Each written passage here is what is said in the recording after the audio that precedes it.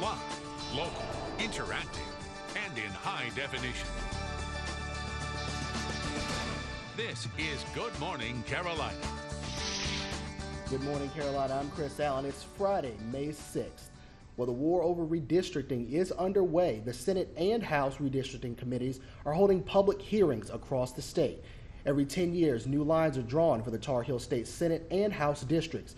Representatives from the state Senate and House redistricting committees are traveling to 36 sites across the state to get the public's feedback. Owen Wexler lives in New Hanover County but is currently represented by Carolyn Justice. He says he would like to see the new districts be more representative. I recognize that Carolyn Justice is primarily elected from Pender County, and her primary interest ought to be for Pender County. We need to have that same kind of representation in New Hanover. Now, this is the first year that Republicans have had control over the General Assembly since Reconstruction. A Columbus County judge has given a troubled teen with ties to R.C. Souls a couple of options to get out of jail. A judge had set B.J. Wright's bond at $1 million, and it included a stipulation that whoever puts up bond money must explain in court why they're paying to get Wright out of jail. Now, that option remains on the table, but there's also a cheaper alternative. Wright's bond could be lowered to $750,000, but he'd be required to wear a GPS monitoring device, and the payer would still have to explain why they're bonding him out. The North Carolina High School Athletic Association is reassessing its playbook. It has some new ideas for high school sports programs around the state. WWAY's Katie Harden reports. Because of budget cuts to school systems from across the state, the North Carolina High School Athletic Association says they're changing their game plan.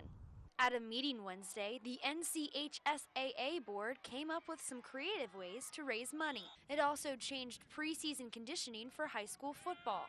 Hoggard Athletic Director and football coach Scott Braswell says he thinks the board is moving in the right direction.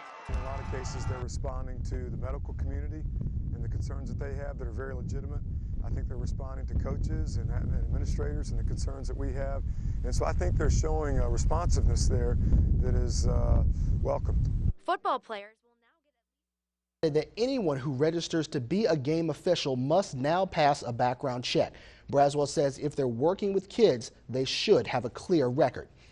Well, the Cape Fear Memorial Bridge is no longer the 10th worst bridge in North Carolina. Good news, right? Well, not so much. It's now the 9th worst. AAA Carolina's annual substandard bridge report says the span between Wilmington and Brunswick County is structurally deficient. Built in 1969, the Cape Fear Memorial carries about 343,000 vehicles a week across the river.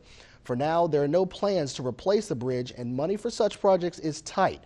For the complete list of troubled bridges, log on to our website, wwaytv3.com.